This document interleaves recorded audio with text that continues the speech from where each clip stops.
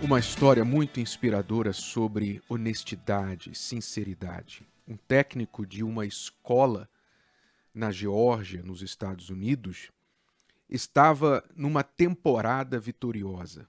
21 jogos, 21 vitórias, aliás, 26 jogos, 21 vitórias e 5 derrotas. Ele estava na linha para ganhar o campeonato aquele ano. Até que ele descobriu que em um dos jogos que a sua equipe disputou, um jogador, um aluno, jogou por 45 segundos, sendo que ele estava desqualificado de acordo com as regras. Ele não deveria ter jogado, mas ele jogou por 45 segundos. Ele não era um jogador de linha de frente, um jogador que causava grande impacto, e foram apenas 45 segundos. Porém, quando o técnico da equipe tomou conhecimento desta infração da sua equipe, ele entrou num dilema. Reporto isso para a organização dos eventos, dos jogos, e arrisco ser desqualificado, ou fico quieto a respeito disso? E seus colegas, até mesmo os outros jogadores, disseram: não fala nada, foram só 45 segundos, não faz diferença nenhuma, e etc. E o técnico, então, pensando que uma lição mais importante havia de ser dada do que ganhar um campeonato, disse para os seus estudantes e jogadores: o placar dos jogos nesta temporada vai ser esquecido por todo mundo, mas ninguém esquece o seu caráter. E ele foi e reportou e perdeu o troféu por causa daquela infração. Ora, o que você faria numa situação dessas? Se você tivesse de reportar algo a seu respeito que poderia lhe causar perdas, danos, e este algo fosse muito pequeno, que pelo seu juízo você poderia dizer: mas isso não faria diferença alguma. O que você faria? Essa resposta, que só você sabe dentro de você e Deus, revela o que compõe o seu caráter. O seu caráter é composto de valores, princípios, crenças puras, saudáveis, verdadeiras, alinhadas com o caráter de Deus? Ou há uma mistura aí de bom com o ruim? Há uma mistura aí de, não, na maior parte do tempo eu sou verdadeiro, mas se tiver que dizer uma mentirinha aqui ou ali, se for assim inconsequente, não tem problema. Do que é feito o seu caráter? Porque se você permite uma pequena mentira, uma pequena falha, um pequeno desvio de caráter, é como acontece numa pedra, numa construção, numa parede. Quando há uma rachadura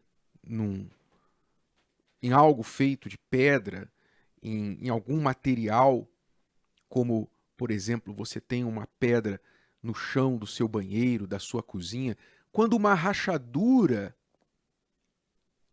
acontece naquela pedra, naquele ladrilho, por menor que seja, o que acontece com aquela rachadura? Quando você for limpar aquele chão e for passar ali água e outros produtos e etc., aquela rachadura vai absorver aquela água.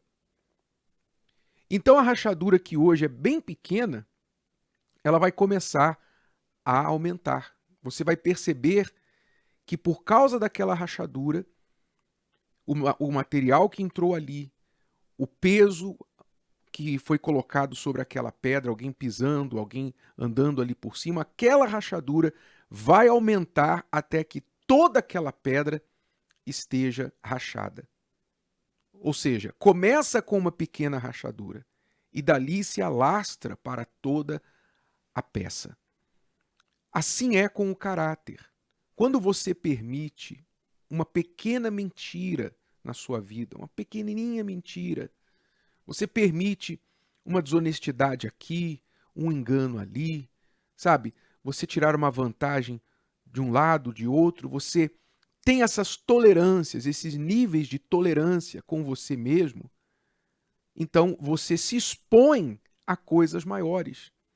Porque quem permite um pequeno hoje, quem permite uma rachadurazinha hoje, o que é uma rachadura um pouquinho maior amanhã?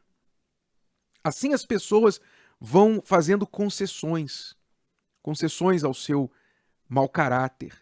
Ah, não tem problema, só hoje, só dessa vez. Vão fazendo concessões, e elas mesmas vão se justificando, achando que não tem problema algum, porque afinal era algo só pequeno, mas chega um momento que elas perdem de vista o tamanho do problema. Para elas não tem mais erro em mentir deslavadamente, em trair. Não há mais erro, não é? Eu já conversei com pessoas que não viram nada de errado. A consciência delas estava tão cauterizada com respeito ao que estavam fazendo de errado, que elas não conseguiam enxergar, por exemplo, que trair o cônjuge era algo errado. Elas estavam totalmente justificadas. Eu já sentei em frente a pessoas que, com a maior paz na consciência, justificaram sua traição. E não viram aquilo como traição. Disseram, não, eu tenho um problema com o meu cônjuge, eu não quero perder meu casamento. Ele é uma boa pessoa, ela é uma boa pessoa, tem esses valores, aquelas vantagens, etc. Eu não quero perder. É mãe dos meus filhos, é pai dos meus filhos, nós temos uma história juntos, eu não quero perder. Mas há coisas que não são atendidas no meu casamento. E eu tenho que buscar fora, e essa outra pessoa me supre. A pessoa não enxerga nada de errado. Mas essas pessoas não começaram assim, é isso que você precisa entender. Elas não começaram um dia, do nada, decidindo, eu vou ter um amante. E não vejo nada de errado com isso. Não. Essas pessoas começaram com uma mentirinha, sabe? Enganando a elas mesmas, enganando a si mesmas com mentiras, dizendo para si, não, eu estou bem, meu casamento está bem, vivendo de aparência para mostrar para os outros que estavam bem. O casamento estava mal, mas ela estava fingindo que estava bem, quer dizer, já trabalhou na mentira, já aperfeiçoou a mentira.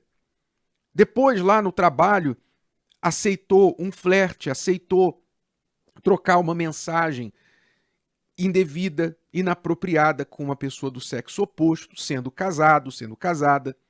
Ela foi fazendo concessões. Concede um pouquinho aqui, concede um pouquinho ali, até que chegou o momento em que ela está num relacionamento com duas pessoas, paralelamente, e não vê nada de errado com isso. Assim as pessoas vão se enveredando por caminhos tortuosos, e quando elas menos percebem, elas já estão afundadas na lama e não conseguem perceber isso, não conseguem detectar isso. Todo mundo vê, mas ela não consegue enxergar. Para ela, o certo virou errado e o errado virou certo. Mas tudo começou com essa pequena rachadura.